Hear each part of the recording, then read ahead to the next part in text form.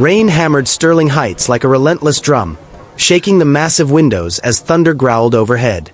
Ethan Carlisle's knuckles were white against the wheelchair arms. He had been staring at the overturned tea for longer than he cared to admit, and the anger simmering inside him now bubbled over. "Damn it!" he shouted, voice echoing through the empty halls.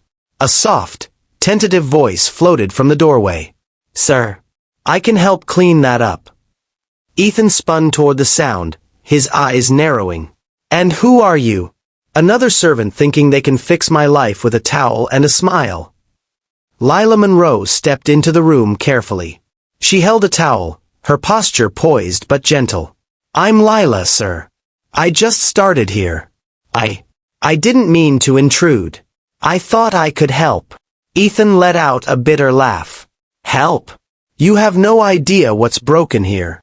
His gaze darted to the rain outside, to the darkness that mirrored his own life. "Do you think a maid can undo years of mistakes, of loss?" "I'm not here to fix you," Lila said, stepping closer. "Sometimes, just being there, listening, can be enough." Her words struck him like lightning. No one had ever dared approach him like that. Everyone had avoided him or whispered behind his back. But she wasn't afraid. Ethan's chest tightened. "Care. What do you know about care?" She stepped forward, placing the towel on the table. "Enough to know you're more than this room, more than your wheelchair, more than your money. I see you." For the first time in years, Ethan's walls quivered. He wheeled away sharply, muttering, "You don't understand."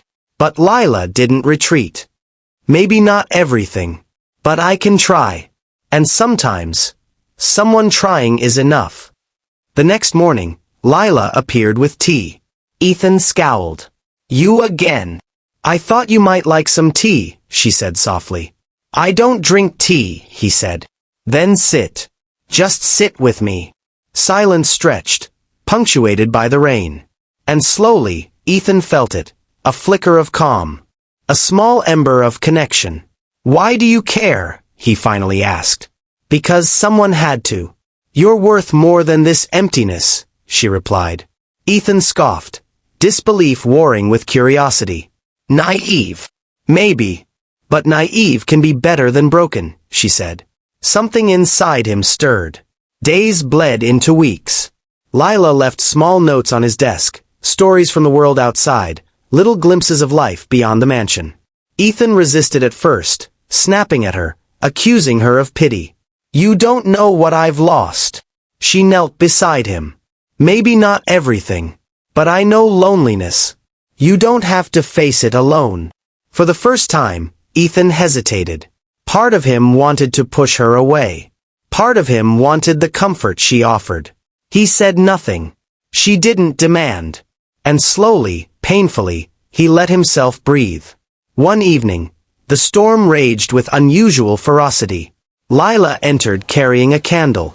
"Thought you might like some light," she said. Ethan whispered, voice low. "Why do you stay?" "Because I see you. Not your wealth. Not your accident." "I see you," she replied. He admitted, "I'm tired of being invisible." "You're not invisible to me," she said simply. And in that moment, the barricades around his heart began to crack. But the world outside their bubble intruded. Staff began whispering, jealous of her closeness to him. Ethan overheard fragments. "I told you. I don't need her meddling," he shouted one afternoon. Lila's eyes shimmered, but she didn't falter. "I only care about you. Isn't that enough?" He slumped in frustration, admitting quietly, "I don't know if I deserve someone like you." "Then let me show you," she said, squeezing his hand. Tensions escalated when a distant cousin arrived unannounced, someone who had always belittled Ethan. He sneered at Lila immediately. "Do you always allow servants to meddle in family matters?" he asked. Ethan's first instinct was to retreat. But looking at Lila, steady, unafraid, he found courage. "This isn't intrusion. It's connection. Something you clearly don't understand." The cousin stormed off, but Ethan felt a surge of pride. "Thank you," he said, voice soft. "I never left, sir," Lila replied, eyes glistening. One evening, the rain softened. Ethan admitted fears he'd never voiced. I used to travel, see the world. I was someone else. Now I'm stuck. Helpless. You're not helpless, she said. You've survived. You've endured.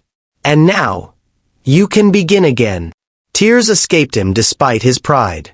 I don't know if I can. You can, she whispered. Because you have me. The fortress around his heart gave way. Rage, despair, loneliness, all melted into trust. Ethan's transformation accelerated. He wrote again, explored the gardens, even interacted with neighbors. He laughed freely, sometimes unexpectedly, startling even himself. The mansion felt alive, infused with warmth, with hope, with connection. But just when he thought peace had settled, a new challenge arose. A contractor arrived to inspect his properties, impatient and rude, dismissing Ethan because of the wheelchair. You really can't manage these buildings yourself, he scoffed. Ethan felt the familiar anger flare, but Lila's calm hand on his arm grounded him. I can manage them, he said firmly. And I will, with or without your approval. The contractor stammered, taken aback, leaving Ethan with a triumphant, exhausted smile. Lila squeezed his hand. See. You've grown stronger. I feel alive, he admitted. A week later, Lila found Ethan staring out the window, rain washing over the gardens. He didn't speak at first, lost in thought. Something on your mind? She asked gently. I realized, he said finally, voice quiet but steady, that I've spent years believing my life ended with that accident. But, you proved me wrong. She smiled, taking his hand. That's the power of care. And love. He laughed softly, relief and hope spilling through the sound. Then I guess I'm lucky. Because I've found both. The mansion glowed warmly, sunlight breaking through the clouds as Ethan and Lila sat together, hands intertwined, a symbol of human resilience and the healing power of connection. And if this story touched your heart, don't forget to like, comment, and subscribe for more stories that remind us what really matters.